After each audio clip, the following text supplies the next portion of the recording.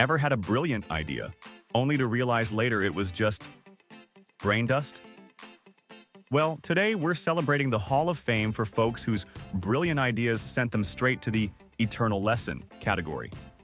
The stories you're about to hear are real and detail the permanent consequences of exceptionally poor judgment.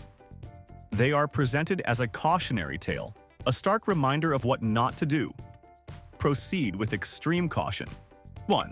The science project that blew up in his face is a story that proves sometimes a little knowledge can be a very, very dangerous thing, especially when mixed with a whole lot of ambition and zero common sense.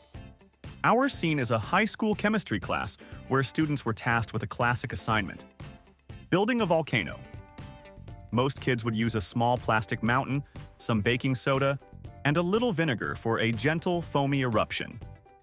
But our protagonist, a student with a clear affinity for going big or going home, decided to elevate this humble science project into a truly monumental, highly explosive undertaking.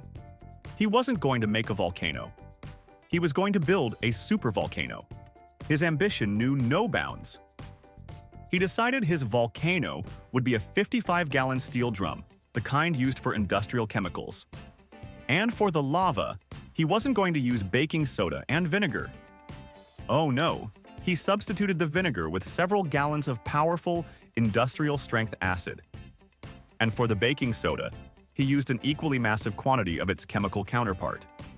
He probably spent days collecting his ingredients, meticulously planning his grand experiment. He probably felt like a mad scientist on the verge of a breakthrough, ready to unleash a force of nature.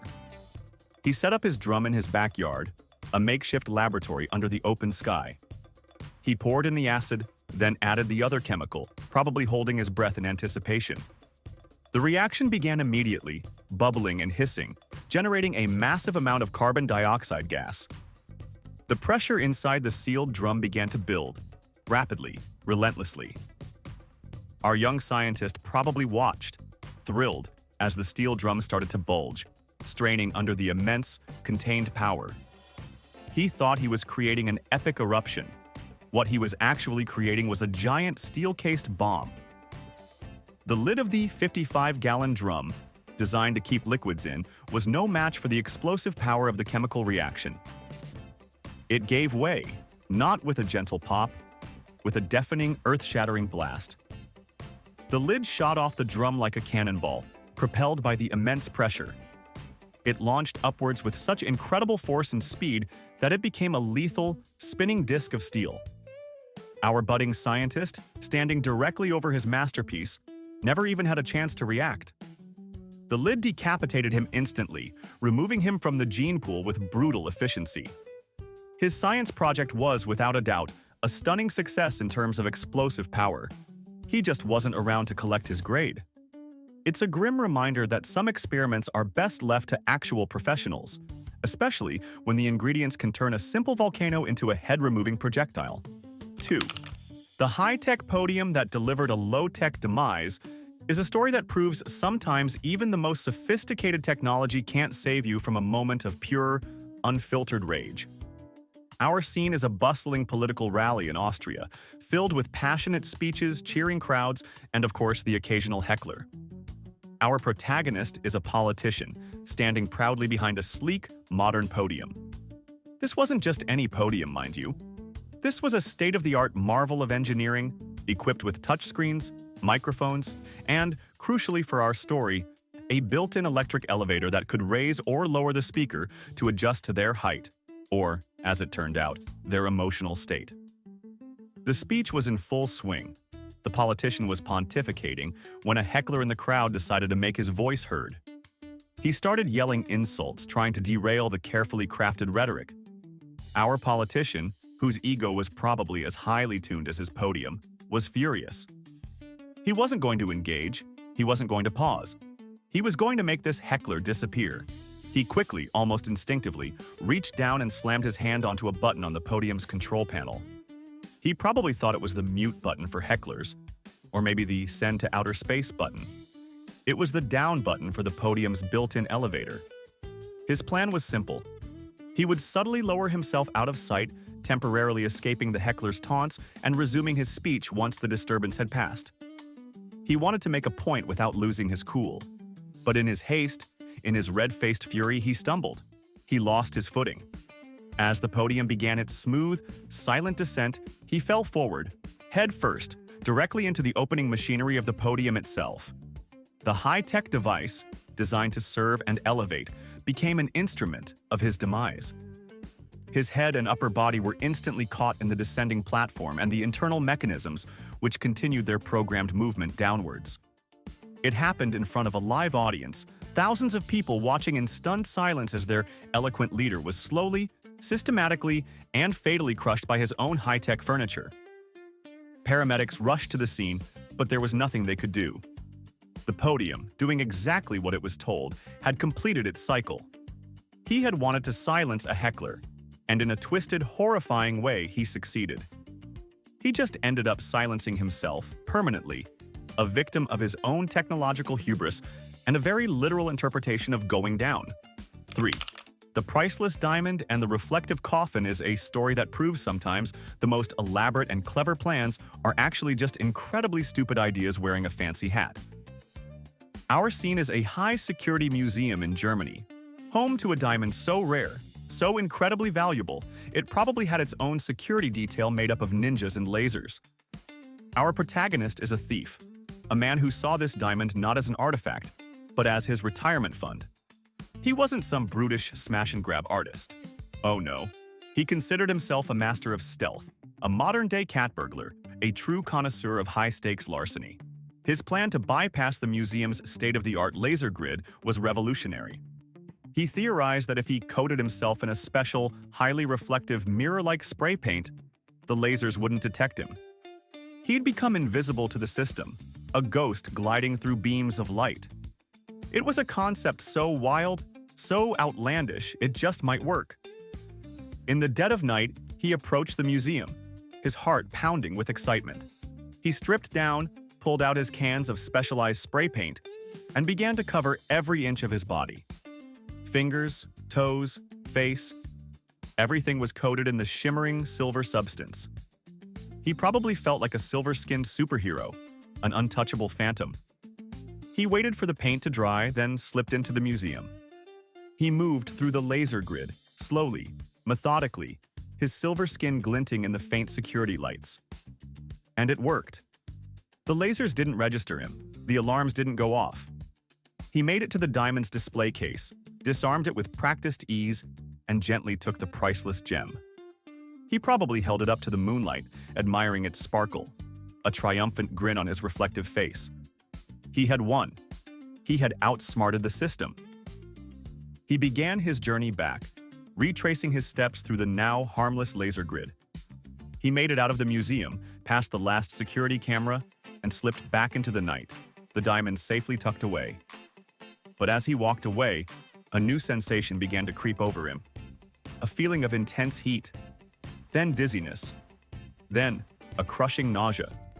What our master thief, in his elaborate planning, had completely forgotten was a tiny crucial detail of human biology. Skin breathes. It releases sweat. It absorbs oxygen. It plays a vital role in regulating body temperature.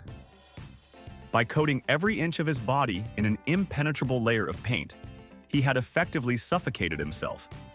His skin couldn't breathe, his body overheated, and toxins built up in his system.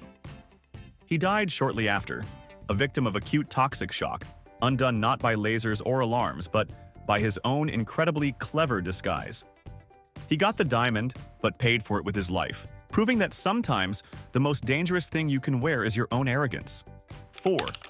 The microwave laundromat is a story that proves the human brain, when faced with even the slightest inconvenience, can produce ideas of truly legendary stupidity. Our scene is a college dorm, a place known for its creative problem-solving and its general lack of functional adulting skills. Our protagonist is a student, probably late for class, who just realized his favorite pair of socks. The ones with the lucky charm, or maybe just the only clean ones, were soaking wet. Now, a normal person might consider a few options. Use a hairdryer, hang them on a towel rack, or, walk down to the laundry room like a civilized human being. But our hero saw a quicker, more direct path to dry feet. He looked at his kitchen microwave, an appliance designed for heating food, and thought, heat is heat, right? His brilliant, time-saving idea: he would dry his socks in the microwave. It sounded perfect. Fast, efficient, and no need to leave the comfort of his dorm room. He placed the wet socks inside the microwave, probably folded them neatly to maximize drying efficiency, and set the timer. Maybe 30 seconds? A minute? Who knows, he was pioneering a new method of textile care. He hit the start button, and the microwave hummed to life, eagerly anticipating its new, non-food-related mission. What our budding laundry innovator didn't account for was the delicate science of synthetic fibers and concentrated electromagnetic radiation. The socks, being mostly made of polyester or nylon, didn't just gently dry, they began to melt. And then, as the superheated plastic fibers degraded, they started to catch fire. What began as a time-saving hack quickly escalated into a full-blown kitchen inferno. The microwave, designed to heat Hot Pockets, became a mini incinerator, belching out thick, black, toxic smoke. The synthetic materials produced fumes so noxious they could probably take down a small army. He probably opened the door to check on his socks, was met with a blast of flames and choking smoke, and instantly regretted his life choices. He tried to put it out, to contain the disaster he had so cleverly created, but the fumes quickly overwhelmed him. The fire alarm, long ignored in dorms as a general nuisance, finally started to scream its urgent warning. He was found later, a victim of his own ingenious shortcut. He had wanted to dry his socks in record time, and in a way, he succeeded. He just ended up turning his appliance into a toxic smoke machine and his shortcut into a very final destination. 5. The balcony dive that nobody caught is a story that proves even at the wildest heavy metal concert, gravity still has the loudest voice. Our scene is a packed, ear-splittingly loud heavy metal concert, the kind where the air is thick with sweat, cheap beer, and the raw energy of 1,000 headbanging fans.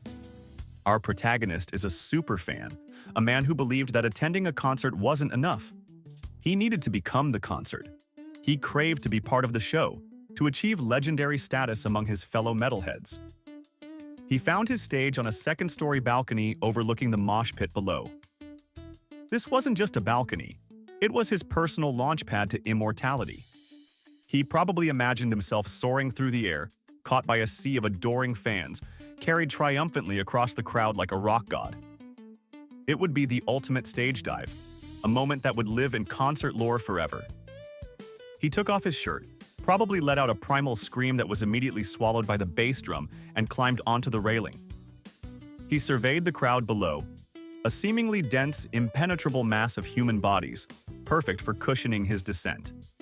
He closed his eyes, took a deep breath, and launched himself into the void, a full-body missile of pure, unadulterated passion for heavy metal. For a glorious, fleeting second, he was flying. The lights blurred, the music swelled, and he was the star of his own action movie. But our fan had completely misjudged two crucial elements. First, the laws of physics. He had launched himself with significant horizontal velocity, not just a gentle drop. Second, and more critically, he had misjudged the crowd. The mosh pit, while appearing dense, is actually a fluid, dynamic entity. And when a human projectile starts screaming towards it from above, the natural, instinctive reaction is not to catch. It's to part. Like the Red Sea before Moses, the crowd below saw him coming and, with surprising speed and efficiency, opened up. They created a perfect man-shaped hole directly beneath him. He didn't land on a soft mattress of outstretched arms. He landed with a sickening, bone-jarring impact directly on the cold, unforgiving concrete floor. The music, somehow, seemed to stop for just a second. The roar of the crowd turned into a stunned, collective gasp. He had wanted to make a grand entrance, and he certainly did. He just didn't factor in the hard landing. He learned, in the most painful way imaginable, that stage diving requires a very specific set of variables, and a concrete floor is never one of them. 6. The catalytic converter heist that backfired with a vengeance is a story that elegantly proves sometimes the best security system isn't alarms or cameras. It's the incompetence of the thief. Our protagonist is a man who decided that his chosen career path was the lucrative, yet notoriously dangerous business of stealing catalytic converters. For those who don't know, these are valuable car parts because they contain precious metals, making them a popular target for quick cash.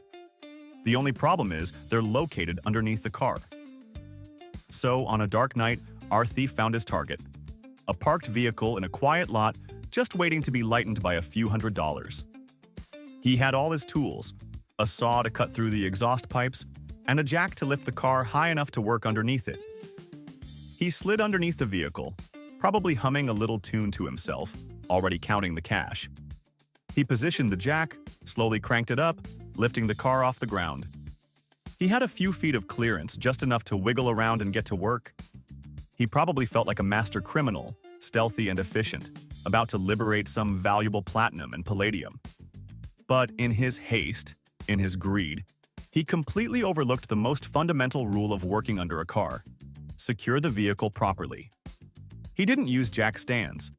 He didn't chocks the wheels. He just trusted his cheap, wobbly jack to hold up a multi-ton piece of metal directly above his head.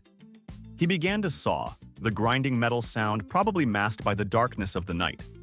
He was almost done, just a few more cuts, and the valuable part would be his. And then the jack, burdened by the immense weight, decided it had had enough. It slipped. The car didn't gently lower itself. It crashed down with a terrifying, instantaneous force. Our thief, pinned underneath, probably had just enough time for a single, horrifying thought before the car's heavy frame delivered its swift and final judgment on his criminal career. He had been so focused on taking a part from the car, he hadn't considered the car taking a part of him. When the authorities found him later, the scene was grimly ironic. A stolen catalytic converter lay half-cut on the ground, a testament to his ambition, while the car itself sat squarely on top of its would-be liberator. It's a powerful reminder that when you're dealing with heavy machinery, a little extra caution goes a very, very long way. 7. The selfie that was totally worth it, according to the Alligator, is a story that proves the internet's obsession with viral content can, quite literally, be a killer. Our scene is a sunny, humid day in a Florida Everglades park, a place where the air is thick with mosquitoes, humidity, and the lurking danger of ancient reptiles. Our protagonist is a tourist, a man who probably saw his vacation as an opportunity to create content for his social media followers. He wasn't content with just a picture of an alligator from a safe distance, like a normal person. Oh no, he wanted something epic, something that would break the internet. He wanted a selfie, up close and personal, with one of the park's largest alligators, a massive, scaly beast sunning itself lazily on the bank. He probably thought, look at him. He's basically a giant green sunbathing log. He's slow, he's docile, he's just waiting for his close-up. He ignored the multiple danger alligators, signs that were plastered everywhere. He ignored the park rangers who probably rolled their eyes every time someone got too close. He ignored every instinct of self-preservation that a sane human being should possess. He climbed over the fence, a small act of rebellion against safety regulations, and stealthily approached the reptile. He got incredibly close, just inches from the alligator's ancient reptilian head.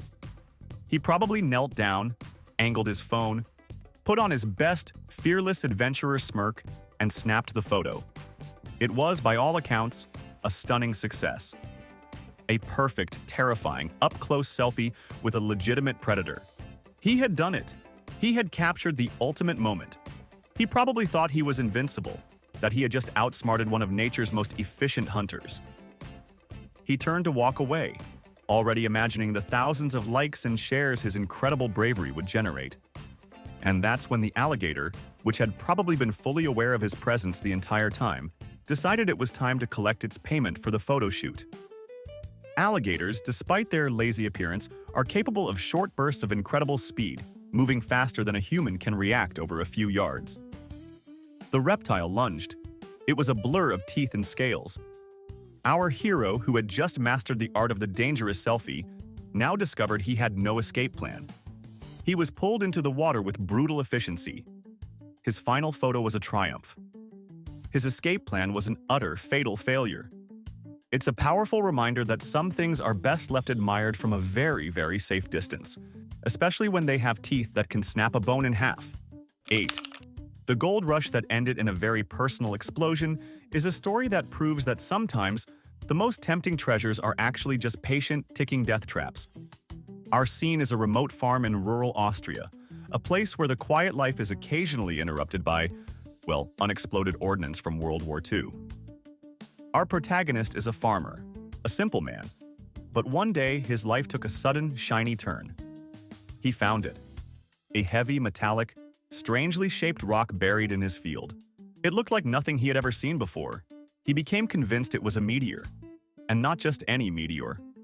He believed it was a meteor made of pure gold. Visions of sudden wealth, of quitting farming and living a life of luxury probably danced in his head. He guarded his secret jealously, digging it out of the ground and dragging it back to his shed, convinced he had found the ultimate get-rich-quick scheme. For days, he toiled. He tried to break it open with a sledgehammer, hoping to chip off a piece of his golden fortune.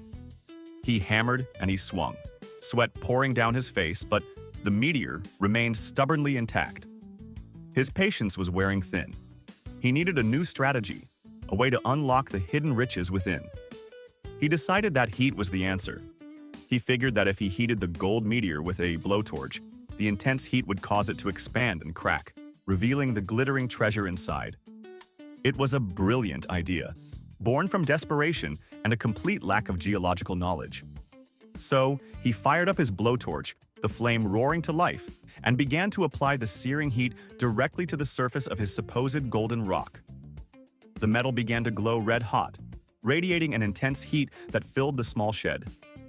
He waited, anticipation building, for the crack that would signal his fortune. And then, he got his answer. The rock was not a meteor. It was an unexploded World War II bomb, a deadly relic from a forgotten conflict, buried harmlessly in his field for decades. The blowtorch, acting as an unwitting accomplice, had superheated the metal, triggering the decades-old, but still very functional, detonator. The resulting explosion wasn't just a bang.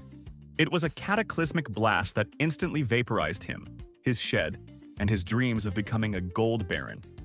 The authorities, investigating the sudden, massive crater in his field, quickly pieced together the tragic irony of his demise. He had found a treasure, all right, a treasure of explosive potential. And in his desperate, greedy attempt to unlock its secrets, he had provided the final, fatal spark. It's a chilling reminder that some things are best left undisturbed, especially when they have been sitting quietly for 80 years and look suspiciously like a piece of giant, rusty artillery. 9. The ultimate photobomb by a locomotive is a story that proves sometimes the quest for the perfect picture can lead to a very imperfect and very permanent ending. Our scene is a picturesque countryside in England, the kind of place where old steam trains still chug along, looking like majestic relics from a bygone era. For our protagonist, a photography enthusiast, a speeding steam train wasn't just a mode of transport, it was a muse. He wanted to capture the ultimate shot, a dramatic, close-up picture of a massive, roaring steam train bearing down on him, its single headlight blazing like an angry eye. He envisioned a masterpiece of dynamic tension, a photo that would capture the raw power of the machine and the daring spirit of the photographer. He found his ideal vantage point, directly on the railway tracks, just around a slight bend. This was the perfect spot to get that head-on, I'm about to get hit perspective that truly pops on Instagram. He set up his camera, probably adjusted his settings for motion blur, and waited. He could hear the distant whistle, a mournful cry that slowly grew louder, transforming into a thunderous roar. The ground began to tremble. He could see the plume of steam rising, the massive black locomotive growing larger and larger in his lens. He was excited, adrenaline coursing through his veins. This was it. The shot of a lifetime. He waited for the very last second, wanting to perfectly frame the shot, to capture the train at its most terrifyingly close. He knew steam trains were fast, but he severely misjudged their speed, and more critically, their stopping distance. A steam train, unlike a modern car, cannot stop on a dime. It requires miles to grind to a halt. As the train bore down on him, its whistle now a deafening shriek, He probably thought he had another second. Just one more click of the shutter. But that second never came. The train, an unstoppable force of engineering, simply kept coming. The engineers sitting high in their cab probably saw him for a split second, a human silhouette stubbornly clinging to his artistic vision. They laid on the horn, slammed the brakes, but the sheer physics of mass and momentum meant nothing could be done. He got his dramatic close-up picture, but he wasn't around to share it. He became an unwilling and very flat part of the landscape. It's a grim reminder that some subjects are best photographed from a very, very safe distance, especially when they weigh thousands of tons and are on a fixed trajectory. 10. The ultimate backyard renovation that solved two problems with one very, very loud crash is a story about a man who believed in efficiency, even if that efficiency involved risking his entire life. Our scene is rural Oklahoma, a place of wide-open spaces and apparently very deep, very old wells. Our protagonist, a homeowner, had an eyesore in his backyard, an old, abandoned, dilapidated well. It was a gaping hole in the ground, a constant hazard, and a blot on his otherwise perfect property. He decided it needed to be filled in, permanently. Now, a normal person might call a contractor, order some dirt, and have it filled in properly. But our guy was a do-it-yourself kind of man. And he owned a dump truck, a big, powerful, multi-ton dump truck, usually reserved for hauling gravel or construction debris. His plan was brilliantly simple yet catastrophically flawed. He would load his dump truck with several tons of gravel, back it right up to the edge of the crumbling, brick-lined well opening, and then simply dump the gravel directly into the hole. Quick, easy, free. He loaded up the truck, the bed groaning under the immense weight of the rocks. He then carefully, slowly, began to back the massive vehicle towards the well. He was precise, inching backward, trying to get the perfect angle. He probably felt a surge of pride, imagining his perfectly filled well, his property finally free of the hazard. He was getting closer and closer, the rear tires of the dump truck almost touching the edge of the well's opening. But what our diligent homeowner completely misjudged was the stability of the soil around the ancient, crumbling brick opening. That old well wasn't just a hole. It was surrounded by decades of loose soil, eroded by rain and time. The immense weight of the loaded dump truck, concentrated on the very edge of the precarious opening, was too much. The ground gave way, not slowly, instantly. With a horrifying lurch, the earth beneath the rear wheels collapsed, and the entire dump truck, with our hero still in the driver's seat, plunged backward into the 60-foot darkness of the abandoned well. It happened in a flash. The roar of the engine, a sudden sickening crack, and then a massive splash from the depths below. When neighbors eventually investigated the sudden, earth-shattering thud, they found a bizarre sight. A huge gaping hole where a well used to be, and at the bottom the mangled remains of a dump truck, now efficiently filling the well with its own body and cargo. He had succeeded in filling the well. He had simply used a much larger piece of equipment than he had planned on, and in the process became the final, unexpected piece of debris. So, after this latest descent into the depths of human foolishness, I gotta ask, what's the one piece of common sense advice you've seen everyone ignore at some point, even when it's screaming danger? Like, don't stick your head in a moving elevator, or don't pet the wild animal. Give me your best examples in the comments. And hey, if these tales of woe made you feel smarter or just relieved to be alive, hit that like button, subscribe, because as long as stupidity exists, we'll keep documenting it.